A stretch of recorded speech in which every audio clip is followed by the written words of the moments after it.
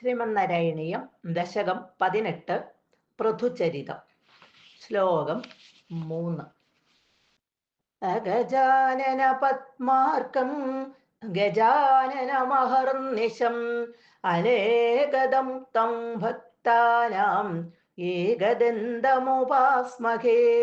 സരസ്വതി നമസ്തുഭ്യം വരദേ ജ്ഞാനരൂപിണി വിദ്യാരംഭം കരിഷ്യാമി സിദ്ധിർഭവതു may സദാ.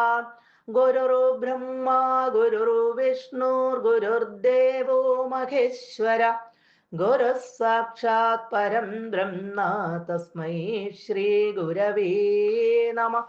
ഓം നമോ ഭഗവതേ വാസുദേവായ.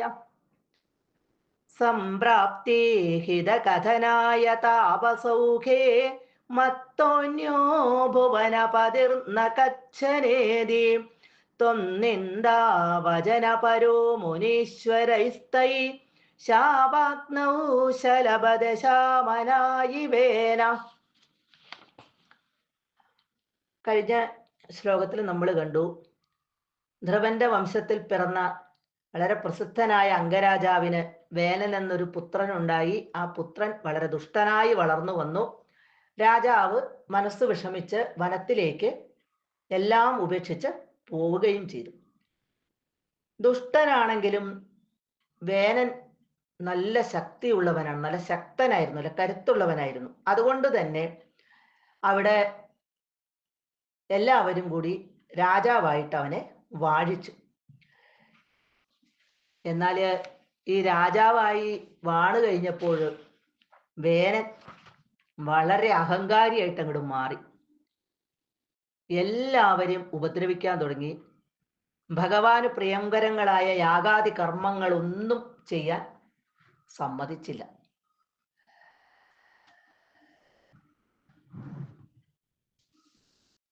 അങ്ങനെ വന്ന സമയത്ത്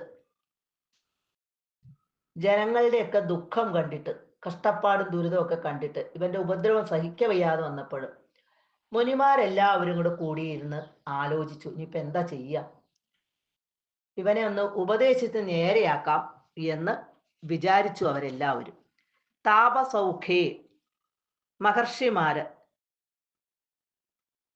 ഇവിടെ ഓഖം എന്ന് പറഞ്ഞ കൂട്ടം എന്നർത്ഥം. അപ്പൊ മഹർഷിമാര് എല്ലാവരും കൂടെ കൂടിച്ചേർന്നിരുന്ന് ആലോചിച്ച് ഹിതകഥനായ, ഹിതം എന്ന് പറഞ്ഞാൽ ഇവിടെ നല്ല ഉപദേശം, അതാണ് ഇവിടെ അർത്ഥമാക്കുന്നത്.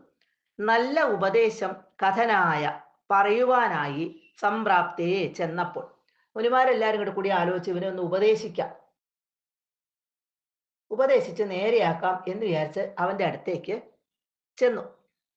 അങ്ങനെ ചെന്നപ്പോഴോ മത്ത അന്യ കച്ഛന ഭുവനപതി ന ഇതി. മത്ത അന്യ, ഞാനല്ലാതെ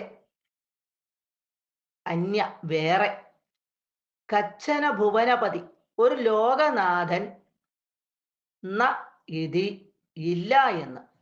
ഇപ്പൊ വേനന്റെ അടുത്ത് ചെന്ന് ഇവർ ഉപദേശിക്കാനായിട്ടൊക്കെ ചെന്ന് കഴിഞ്ഞപ്പോ വേനൻ ഇവരോട് പറഞ്ഞു, ഞാനല്ലാതെ വേറെ ഒരു ലോകനാഥനൊന്നും ഇവിടെ ഇല്ല, ഞാനാണ് ഇവിടുത്തെ ലോകത്തിന്റെ നാഥൻ എന്ന്. ഇതി എന്ന്. ത്വന്നിന്ദാവചനപര, നിന്ദിരുവടിയെ നിന്ദിച്ചു പറയുന്ന ആ വേനൻ. തൈ ആ മുനീശ്വരൈ തപസ്വികളാൽ, ആ താപസന്മാരാൽ, ശാപാഗ്നൗ ശാപമാകുന്ന തീയില്, അവരുടെ ശാപത്തീയില്, ശലഭദശാം അനായി, ശലഭദശാം അനായി ശലഭത്തിന്റെ അവസ്ഥയായി. തീയിൽ ചെന്ന് ചാടിയ ഒരു ശലഭത്തിന് വരുന്ന അവസ്ഥ എന്താണ്? അത് കത്തിക്കരിഞ്ഞു പോകും.